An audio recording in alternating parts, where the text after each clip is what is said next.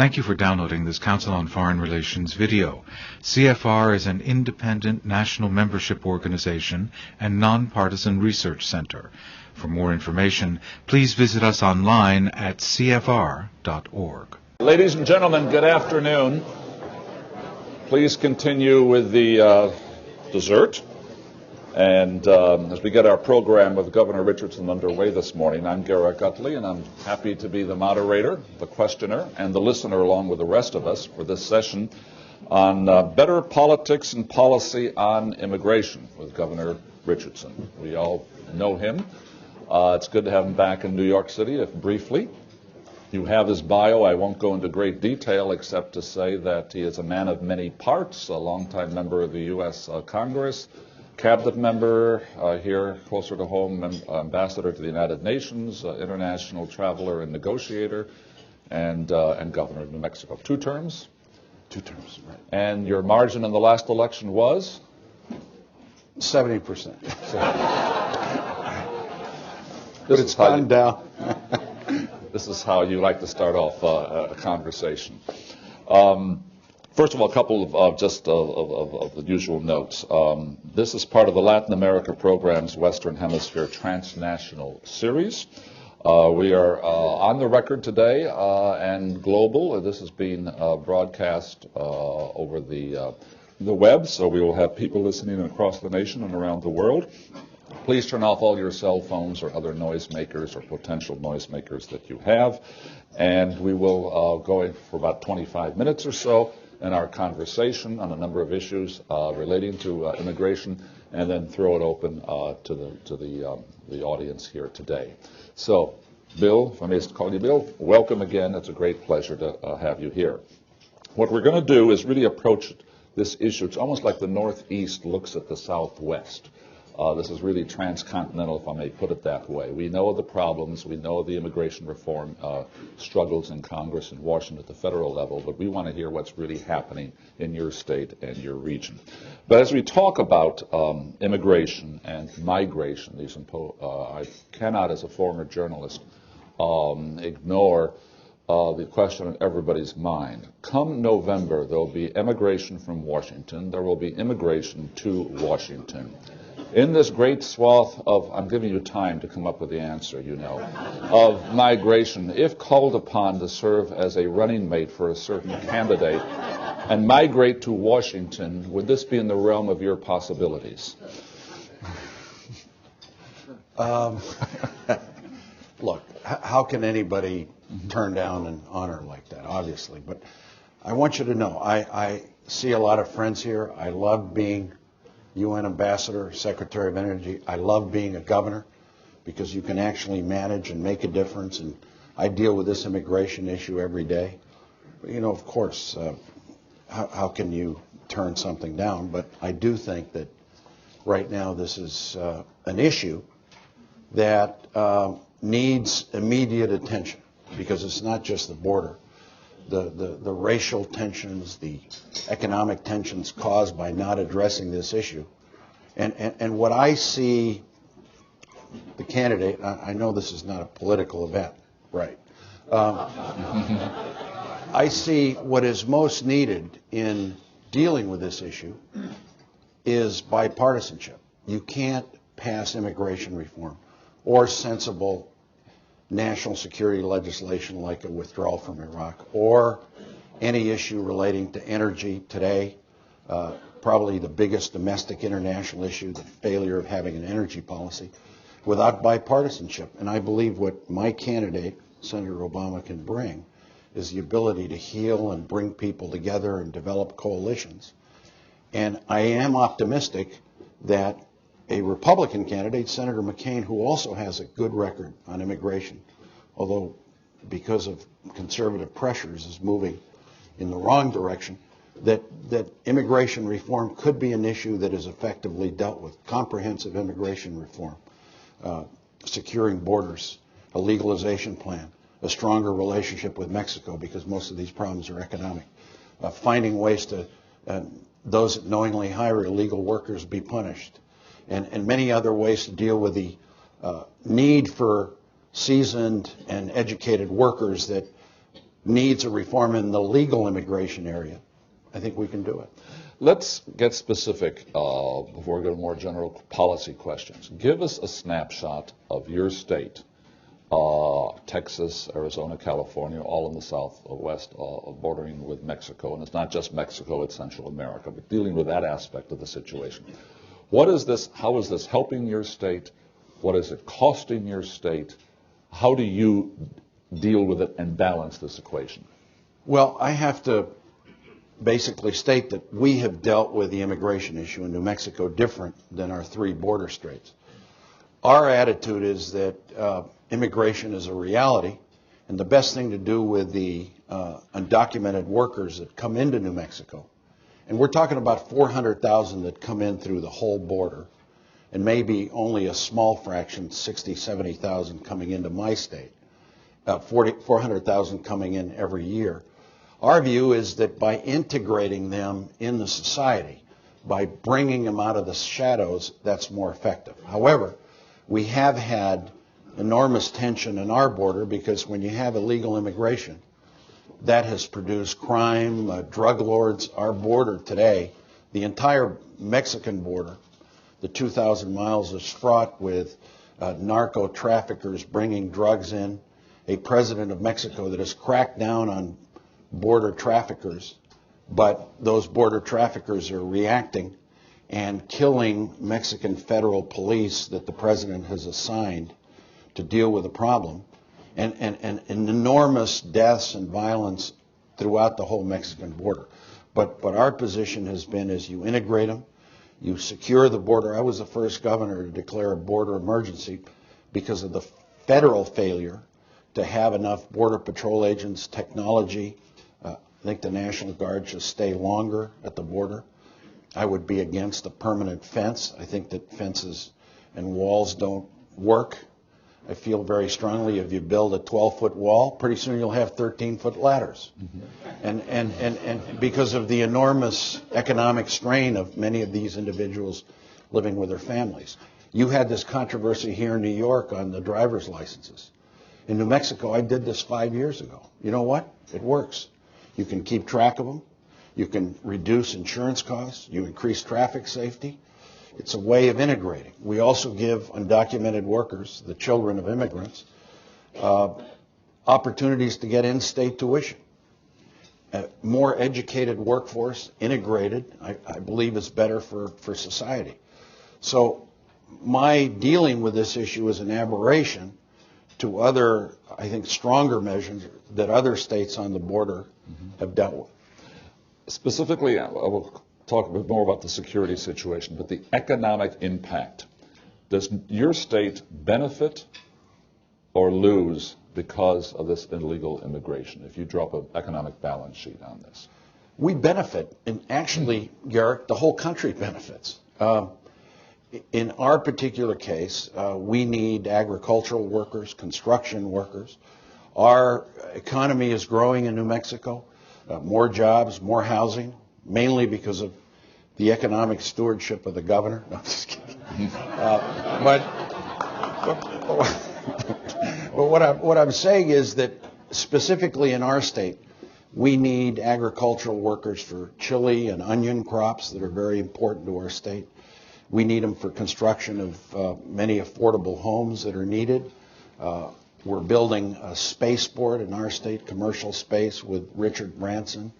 We're building commuter rail, many new homes that are being built in the state as part of a growing Southwest that is changing, with more Hispanics moving into the region. Our state is 43% Hispanic, but most of these are descendants from Spain, and our undocumented worker population is not as vast as from Mexico as other border states. But for us, we see the presence of immigrants as a plus. Now, there are tensions. Healthcare costs, as I mentioned, border violence, drug trafficking is a problem.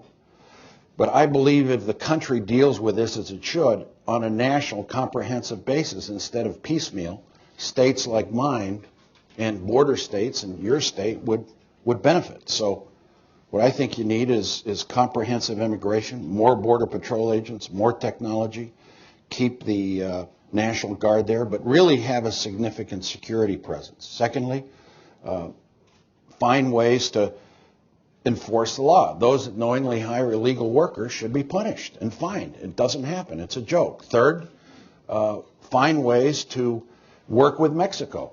Now, this young lady here, Shannon O'Neill, who writes excellent work for you on the U.S. Latin America policy that you published, if we find ways to work with Mexico and create jobs, NAFTA was supposed to do this, but work in the central part of Mexico with the Mexican government to create jobs, that's where most of the influx comes from. Central Mexico, not Mexico. And then lastly, deal with the legal side of immigration. There's a great bottleneck of legal immigrants that cannot get in. And they're not just coming from Mexico. They're coming from Central America. They're coming from Ireland. They're coming from Israel. Workers, HB1 workers that we need for technology and high-tech jobs. And deal with this comprehensively. One of the problems that I think Senator McCain is getting into is he is now saying that first you got to secure the border. Then you have to deal with the 12 million that are here. Well, you can't do that. You got to do it simultaneously. You got to do it at the same time to deal with the push and pull of immigration. Which brings us back to the immigration reform bill, and we all know what happened there, which brings us to the issue of politics and immigration. There is no clear, obviously, federal level or national policy in immigration. Governors and states are doing this. What do you see? I won't even ask you what your feelings were about what happened to the immigration reform.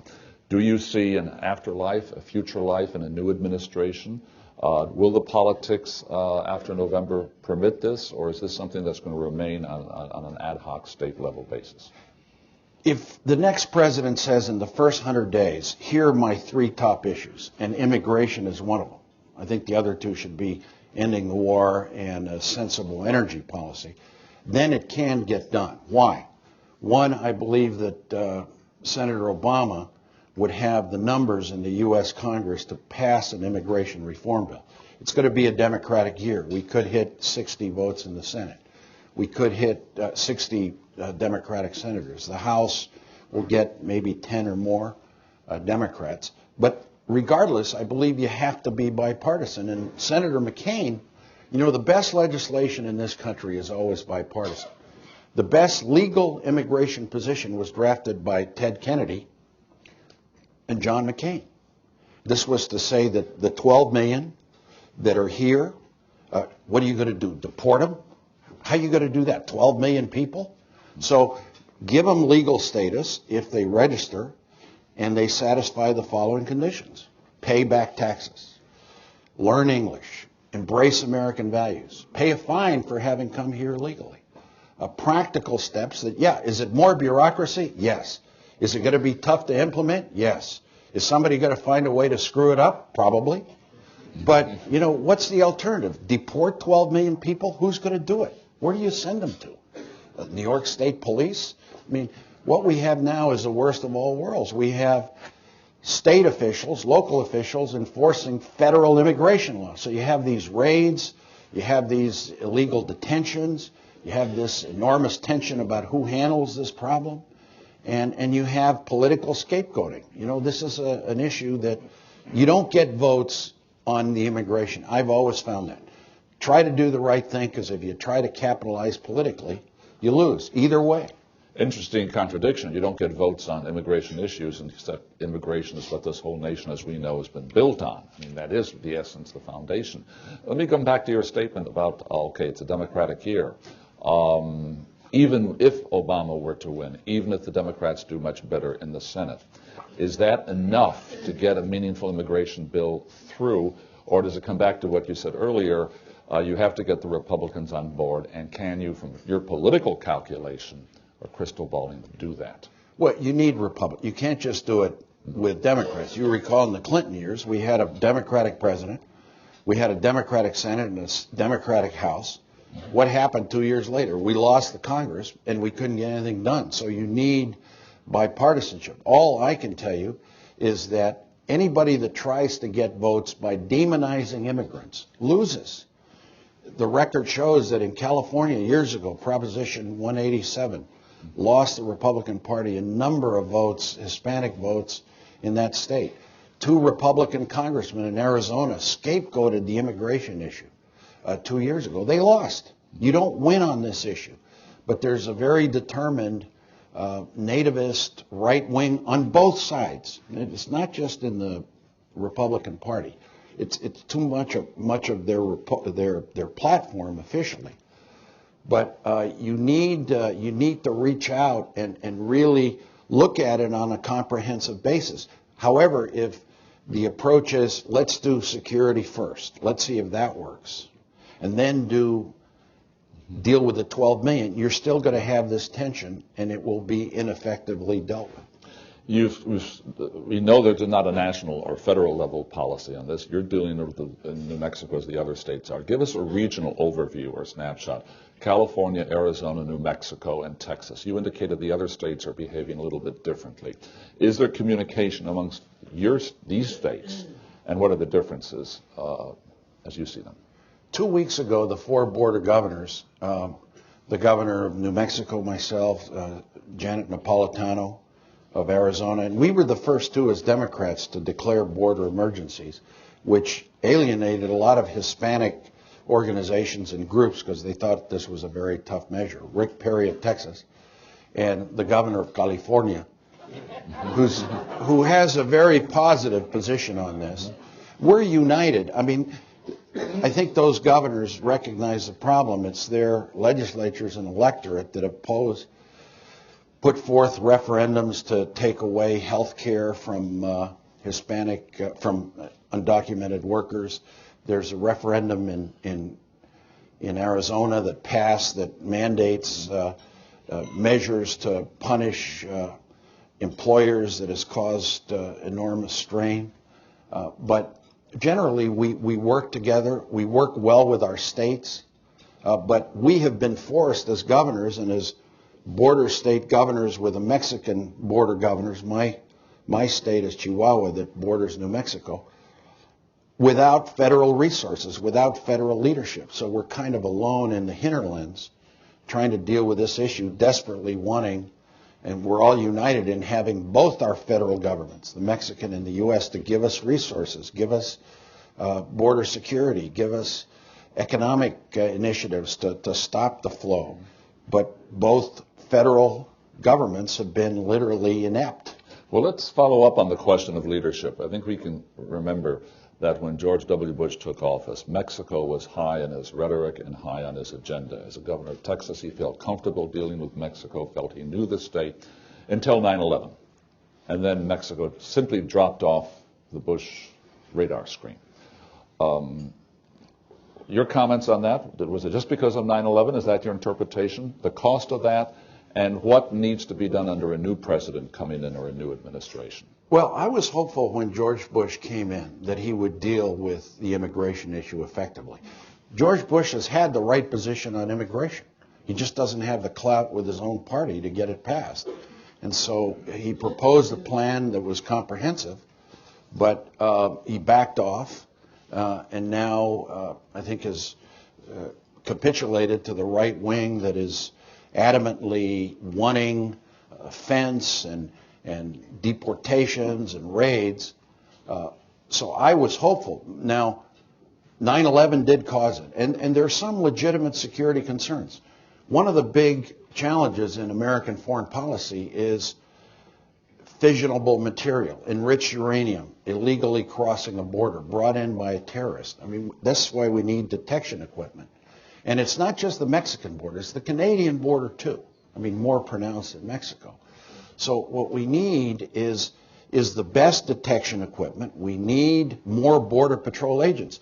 You know, the 9/11 Commission recommended 15,000 Border Patrol agents. And there's only half there because the rest are being trained. We are caught in our own web of enormous bureaucracy that doesn't train and produce these Border Patrol agents even though the money is there.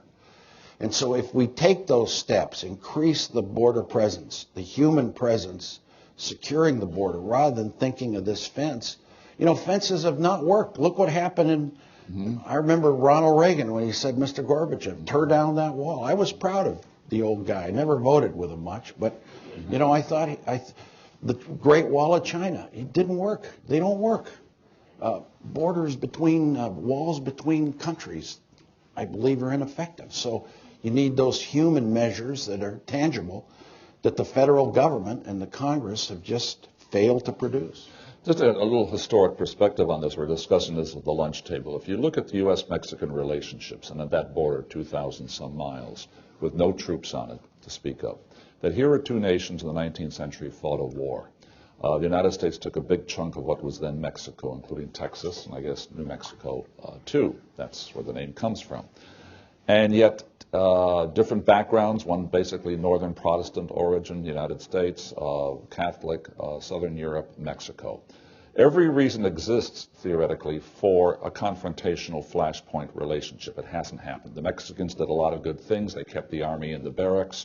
Both sides understood this necessary relationship. So as some have said, the most important treaty that was never negotiated by the U.S., never signed by the U.S., never ratified by the U.S. Senate is the non-existent, non-signed, non-ratified treaty between the U.S. and Mexico.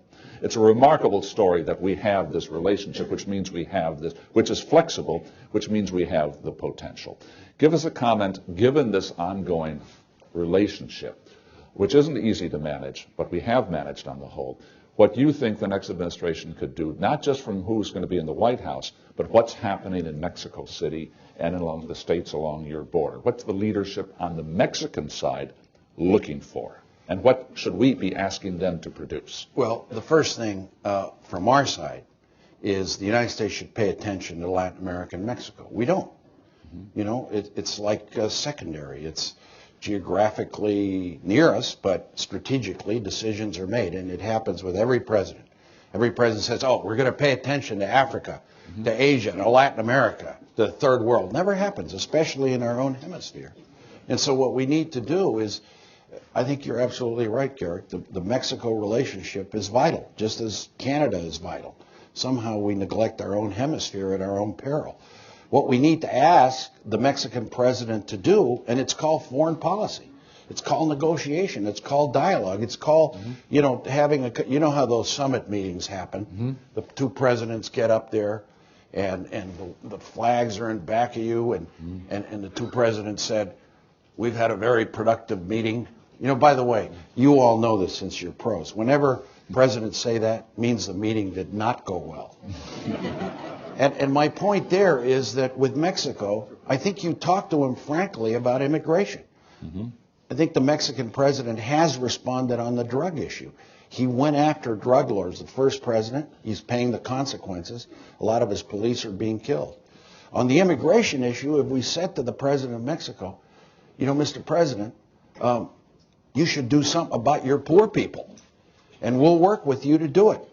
Some joint economic initiatives, joint enterprises, micro-lending, renewable energy, job creation.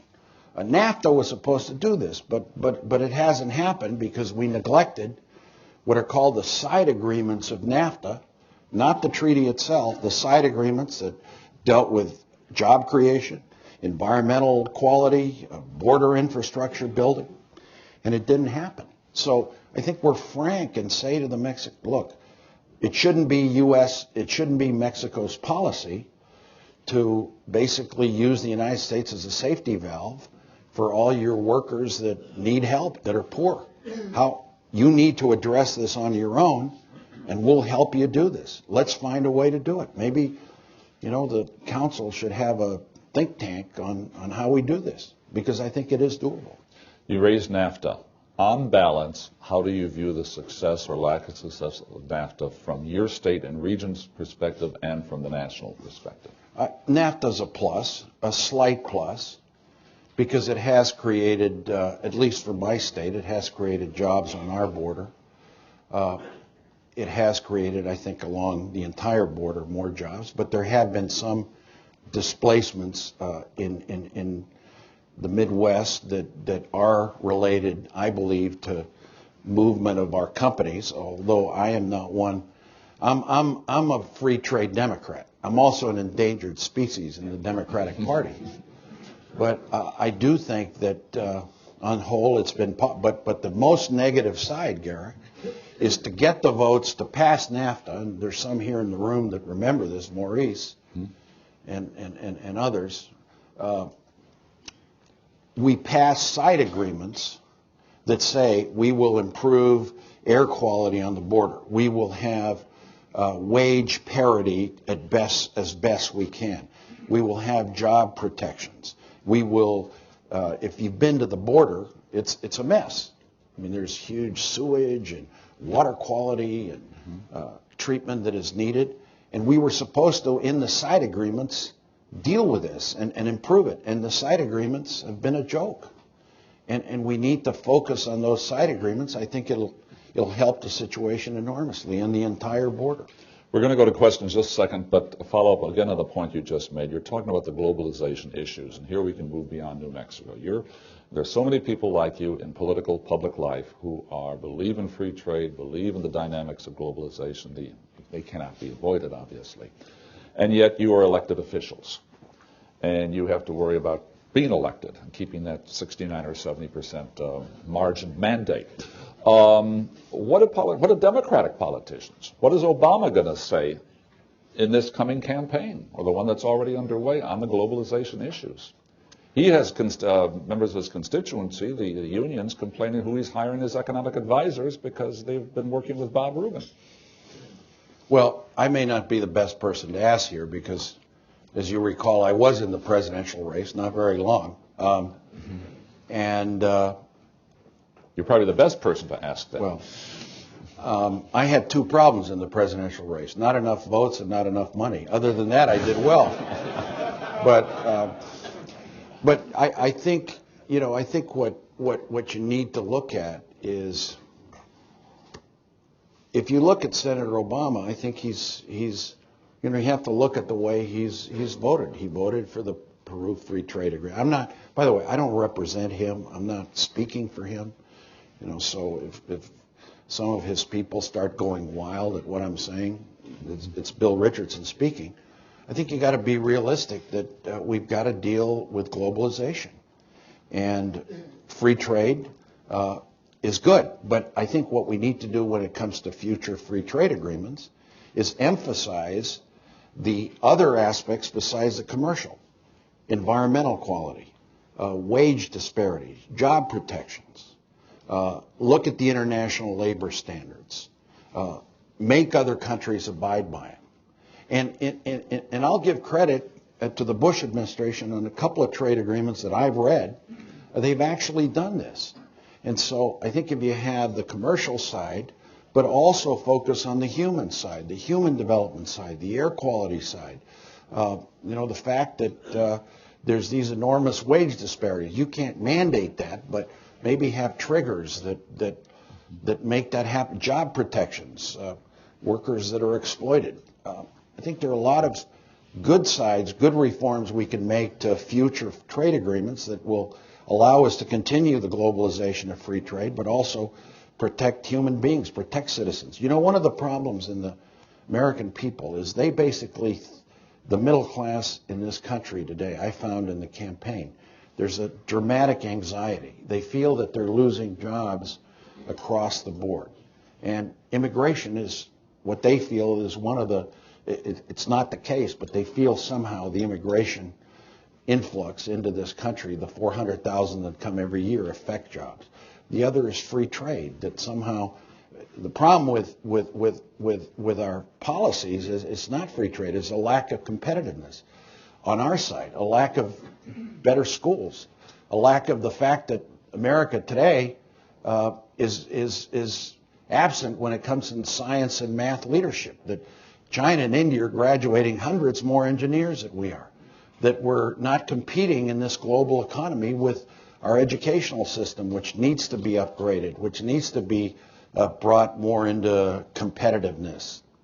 That's the problem. Just a footnote on that about how the globalization works. Recently, since the institute I'm building here with my colleagues is part of the state university system, we meet with people from upstate. And of course, upstate has been hurting economically. Buffalo, great industrial city, obviously on much harder times. And I was asking somebody from Buffalo, what's the situation there? He says, we're starting to get some, glimmerings of economic activity, vibrance. Oh, that's very good. He said, what's causing that?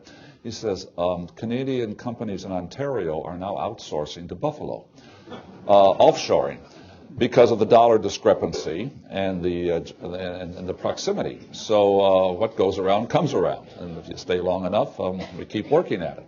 Question time. Hands up. Please identify yourself. Remember, it's on the record. People are watching and listening. There's a microphone here and a microphone there. We'll start right here. Please. Wow, I'm first. Lori Garrick from the Council on Foreign Relations. Governor, I'm a fellow Westerner, a fifth generation Los Angelino.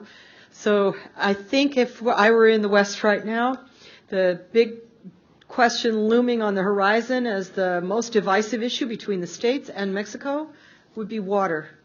And as people watch the snowmelt disappear from the Rockies and the Sierras, the Colorado River disappearing completely by the time it gets to Mexico, the Rio Grande, can you imagine any kind of water policy that gets a united response from the various Western states and Mexico? Well, I got in trouble in the campaign when I said that nationally America doesn't have a water policy, that it's not just a Western problem, that, water scarcity and other types of water problems that we have are very serious. And this is one of the next world problems, I believe, and I know the Council has got a water task force policy.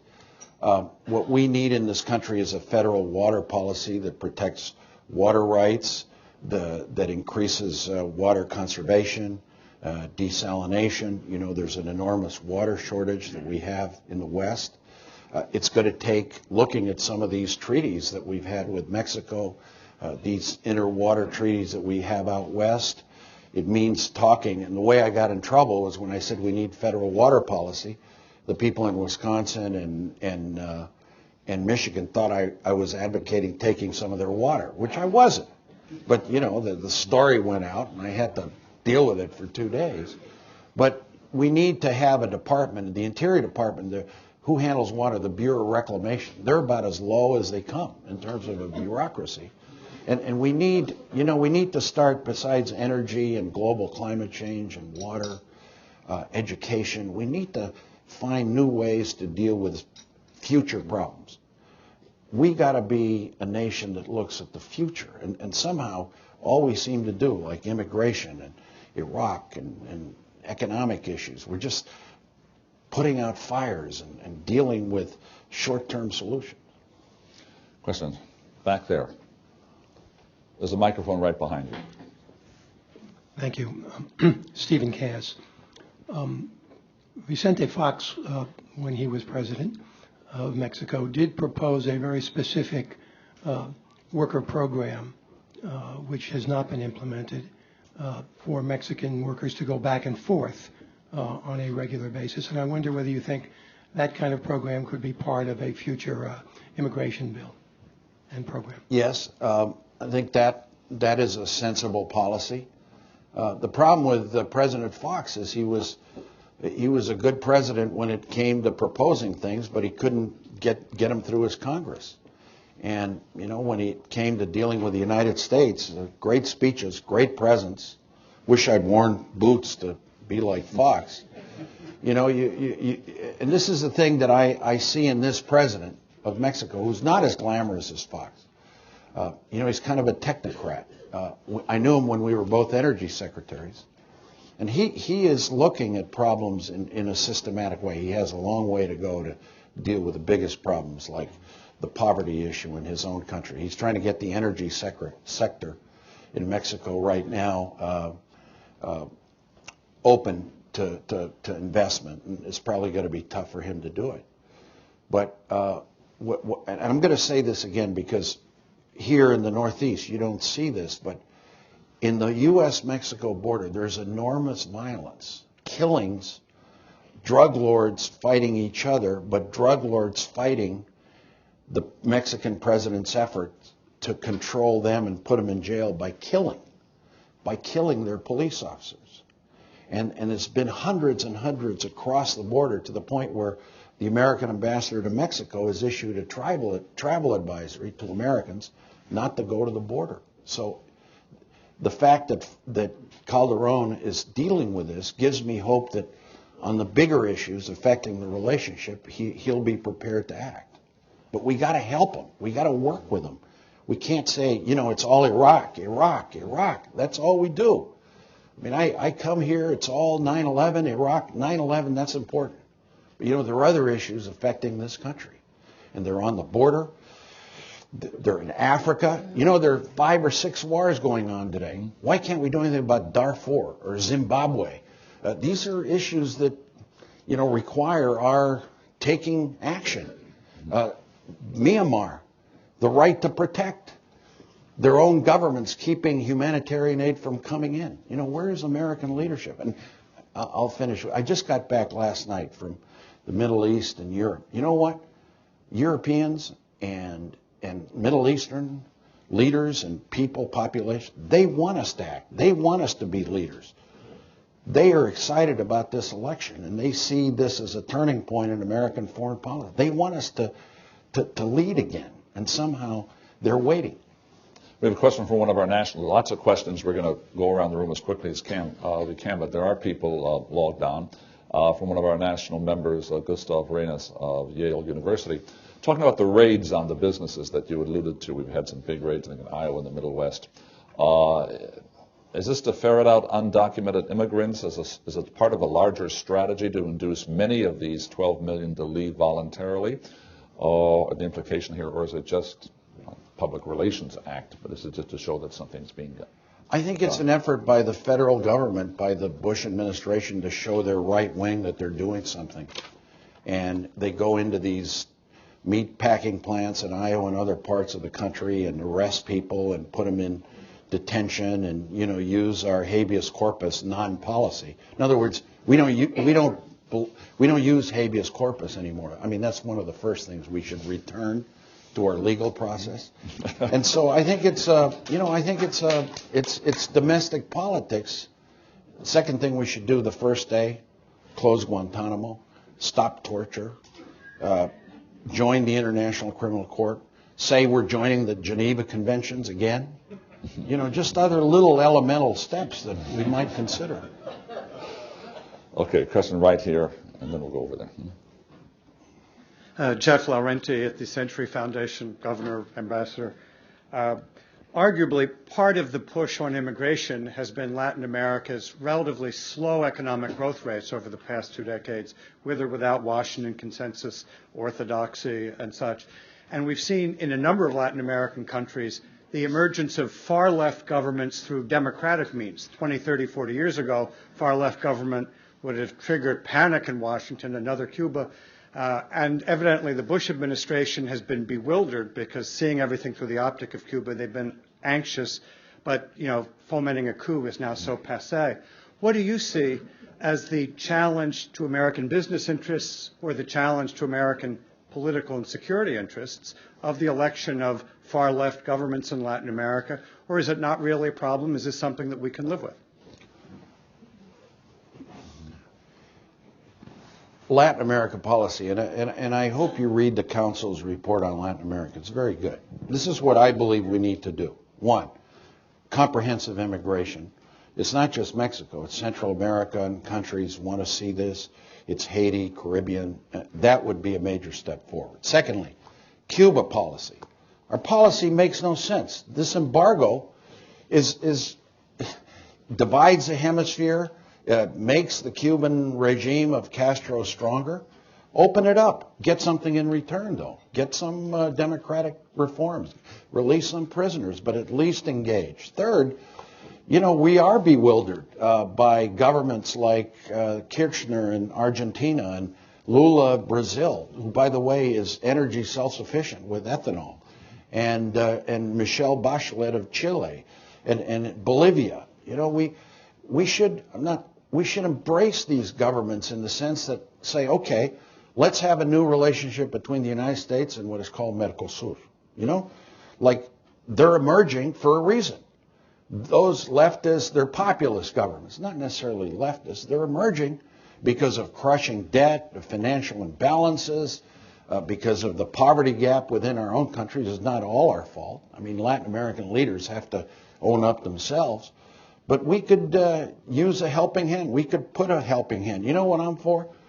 I'm for a new alliance for progress with Latin America. I don't mind copying it because people still remember it very well. One that focuses on human needs, on nutrition, on micro-lending, on renewable energy technology. It's not the old aid programs. But I think those are the steps we need to, and I think the key relationships are Mexico and Brazil. Another step I would take in my UN days, I proposed this policy. It was the Clinton administration, we supported it, but everybody forgot it, was expand the UN Security Council. You know, today there are 5 permanent members. I'd add one from Latin America, let the Latins decide, maybe Mexico or Brazil. One from Africa, you know, the Nigeria, South Africa. One from Asia. You probably have to have India. You probably have to have Germany and Japan. Doesn't mean you give them veto power, but we have to expand our existing institutions like the IMF, like the World Bank, like the United Nations that were formed after the Cold War and give them some relevance to today. And the G7, G8. Actually, we'll let you go to the UN and negotiate on the expansion of the Security Council. That'll keep you in New York for a long time. Question right down here. Here it comes in. Hi, Evelyn Leopold, who covered the UN for 98,000 years, including you. She was great. I wanted to ask you about the responsibility to protect that you mentioned before. How do you see that occurring in either Burma or Zimbabwe? Is it genocide by neglect, what is the next step? Because as you know from your days in the Security Council, the Russia and China aren't about to prove this R2P at all. And secondly, more journalistic question, if you were selected as Mr. Obama's running mate, what attributes do you think you bring to balance the ticket, aside from your wit and your fantastic Spanish? Well, on the responsibility to protect, I think it is genocide by absence. And I support Kushner's, the French foreign minister's,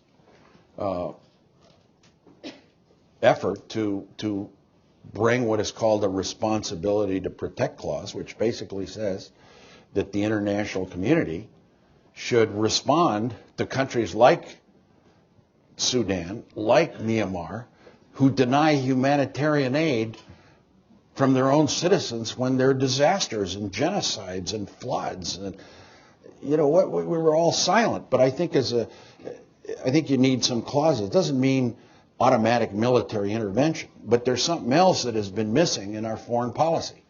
It's called diplomacy.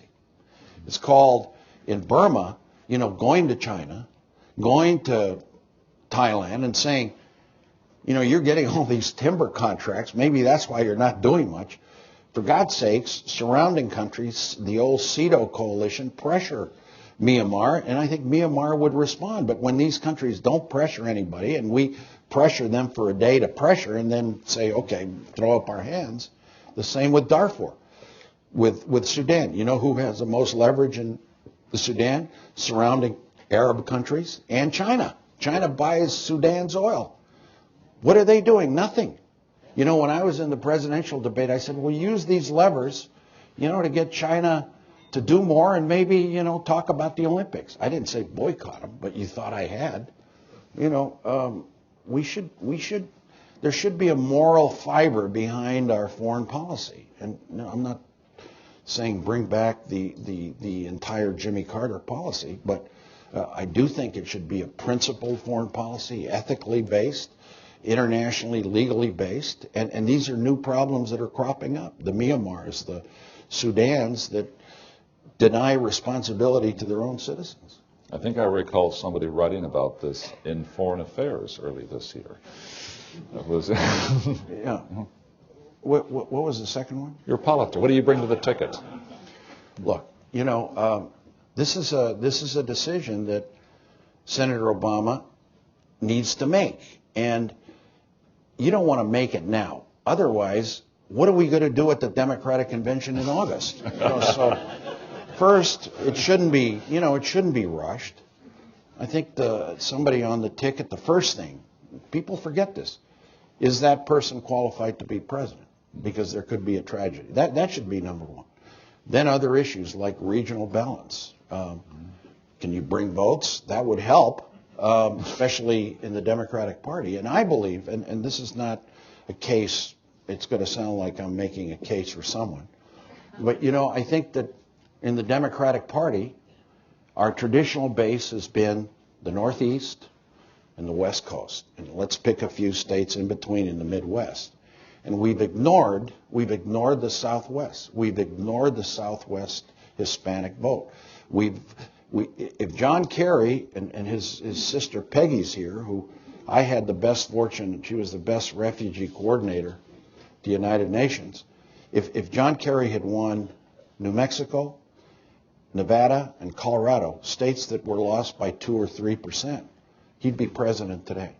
Since we're on the topic of the campaign, I think there's something that you can give some insight here.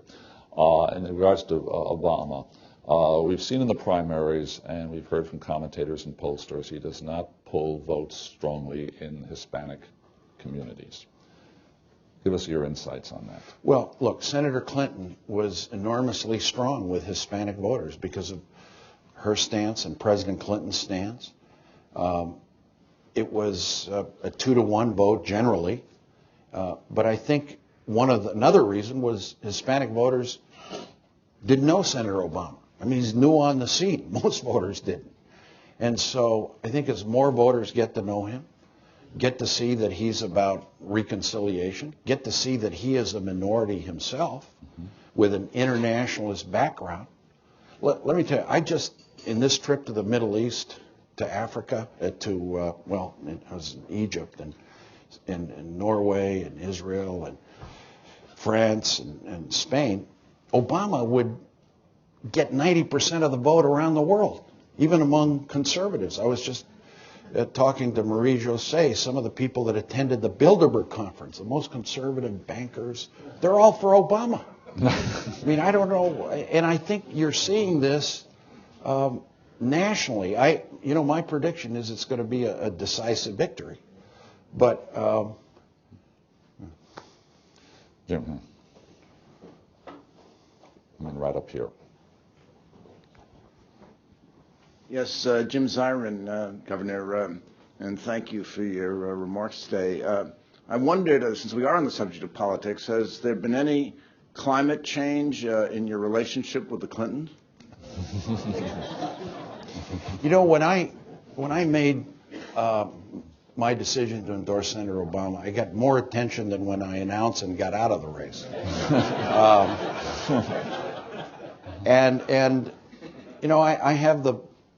I always had the highest regard for the Clintons. I still do. I served 2 cabinet positions. We had a friendship.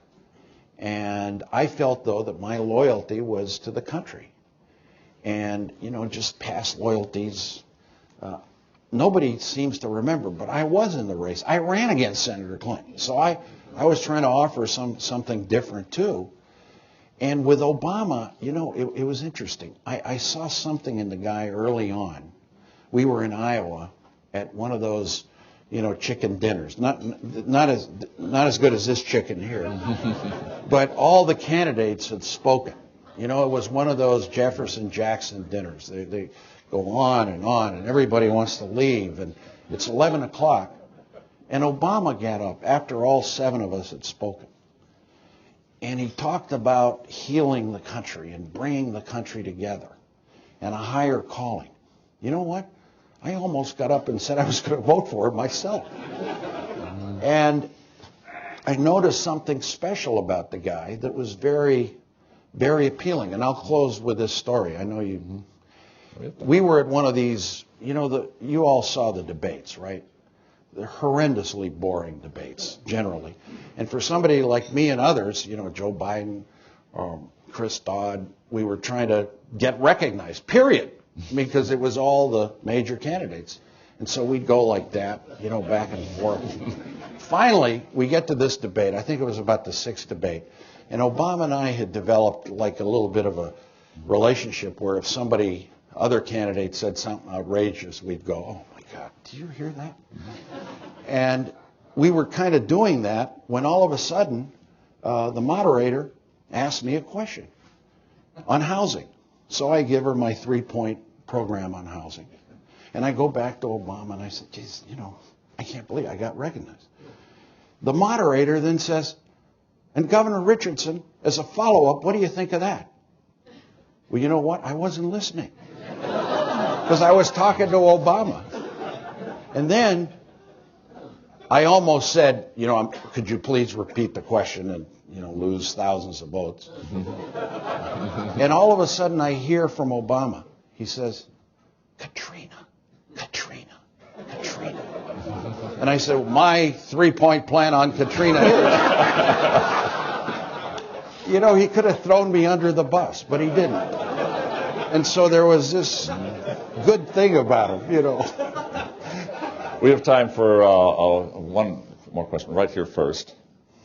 Yes, microphone's coming right over your shoulder there. And we'll get you out on time. Thank you, Bill. You gave us a good time as well as informing us. What worries me most, aside from energy, is the dichotomy between Republicans and Democrats. It's got to stop. If you think of Jack Kennedy's campaign, where he had in his cabinet a couple of Republicans, he said, I want to pick the best people. And I think that's the most important thing we face with a new president. Who is going to staff this office, and aren't we going to stop being, he's a Republican, she's a Democrat. I'm a Democrat, but I respect all Americans, and I would hope we would get out of this business that we've succumbed to. When you say traveling in Europe, everybody says, well, they're for Obama. It's because they hate Bush. And this is ridiculous, and it's got to end.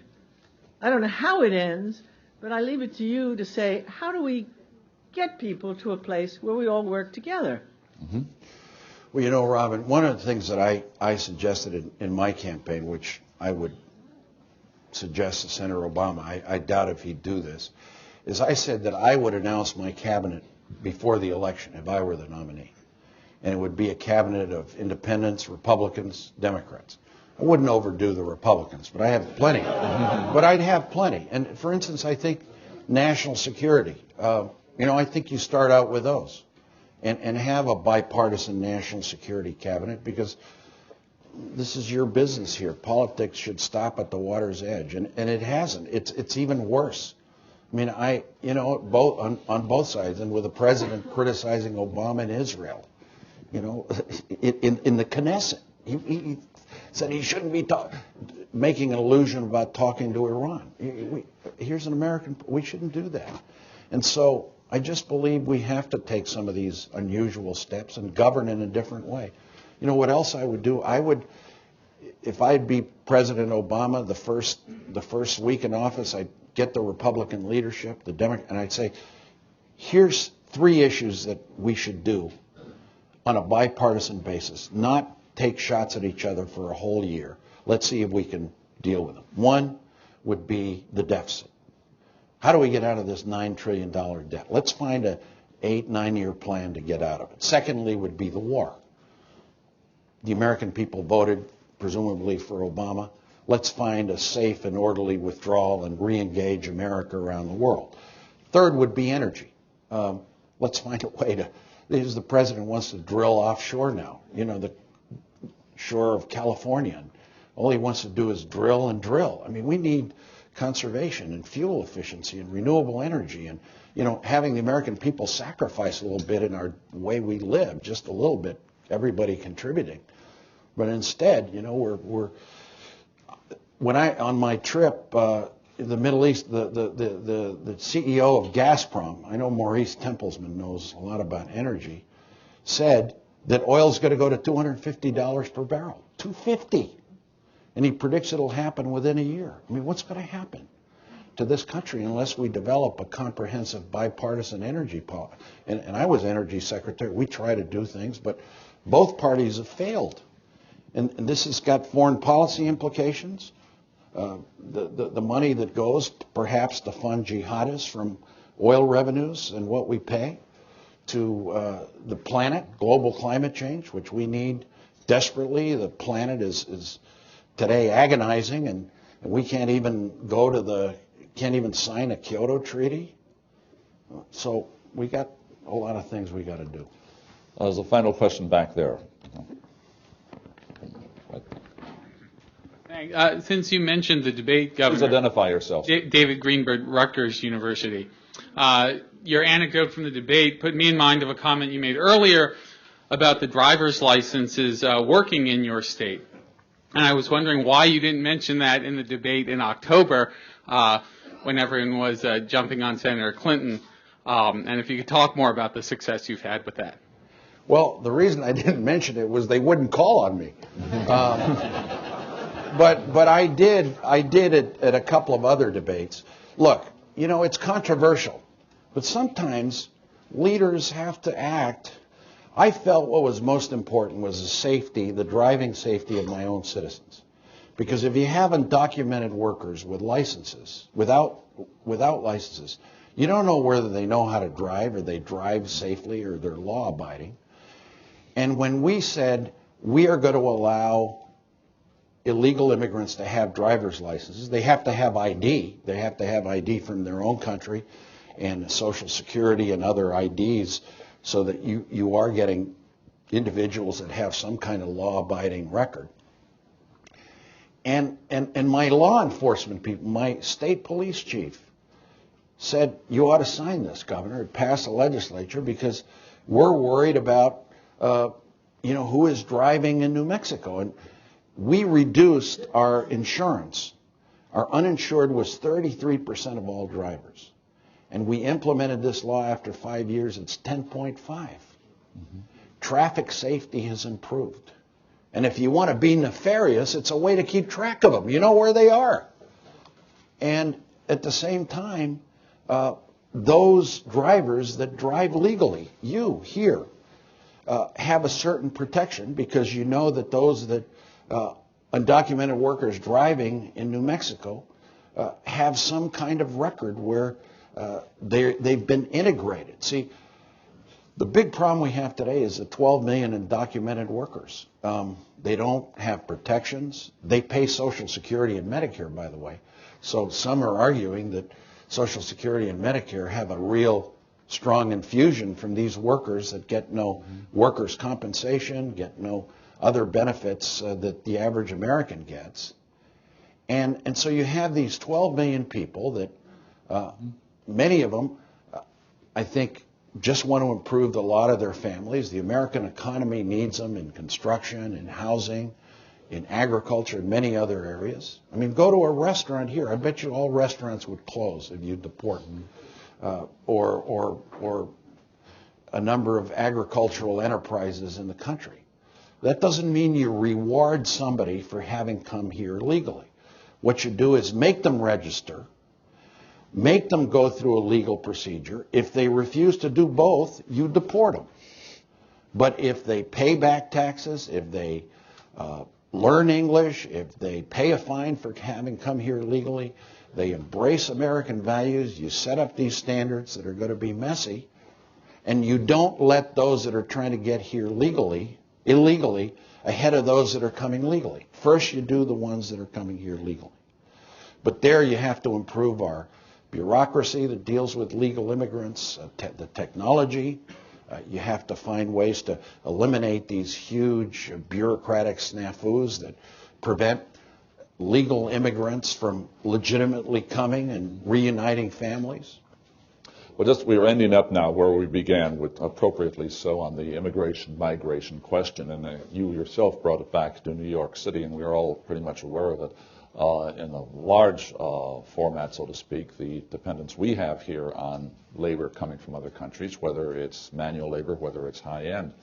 And just one footnote, a few years ago in my journalistic days, I was out in Queens on Main Street. And if you take the number 7 line out to the last stop on Main Street, walk down the street there's a branch public library, Queens Public Library, which is the highest circulating public library in the United States. You walk 3 blocks away to the Home Depot. It's the highest turnover per square foot Home Depot, do-it-yourself, in the United States. End of commentary on the benefits, of immigration. And all the other talent that is coming from countries all over the world. So this energy is perhaps this human capital is something of great importance, and we agree with you and support you in your efforts to really further this agenda and carry it out in whatever office you happen to be occupying. We want to thank you. We want to thank the audience. Thank you. And particular thanks to our audience, national members online today. Some of your questions you sent in were covered, as you know, in the course of our discussion. Thank you very much. Good afternoon. Thank you for watching this Council on Foreign Relations video. For additional audio, video, and transcripts of CFR meetings, as well as expert analysis of international news, please visit us online at cfr.org.